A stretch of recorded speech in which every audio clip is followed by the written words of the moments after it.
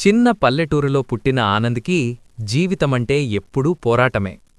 తండ్రి చిన్న వయస్సులోనే చనిపోవడంతో పుస్తకాలు పట్టుకోవాల్సిన చేతులతో ఆనంద్ తెల్లవారుజామున పాలు పంచేవాడు.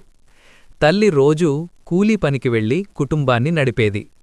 తను కూడా సాయంత్రం తల్లితో కూలీ పనికి వెళ్లేవాడు. అలసట అతని శరీరాన్ని వదలకపోయినా చదువుమీద ఆశ మాత్రం వదల్లేదు. ఒకరోజు 10వ తరగతి పరీక్షల్లో ఆనంద్ ఫెయిల్ అయ్యాడు. ఆ రోజు తల్లి కళ్లల్లో నిరాశ చూసి అతని గుండె పగిలిపోయింది. ఊరిలో వాళ్లు ఇంతే వీడి చదువు అనన్నారు.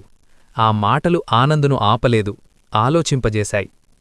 ఒక రాత్రి తల్లి నిశ్శబ్దంగా చెప్పింది, బాధ మనల్ని బలహీనులను చేయడానికి కాదు, బలవంతులను చేయడానికి వస్తుంది. అలా ఆ మాటలు అతని జీవితాన్ని మలిచాయి. మళ్లీ చదువు మొదలుపెట్టాడు.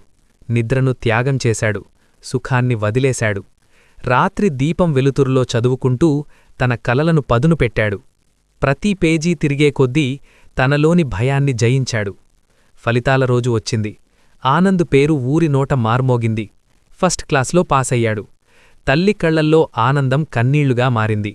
ఆ రోజు ఆనంద్ అర్థం చేసుకున్నాడు, విజయమనేది అదృష్టం కాదు, కష్టాన్ని వదలని ధైర్యానికి వచ్చే బహుమతని.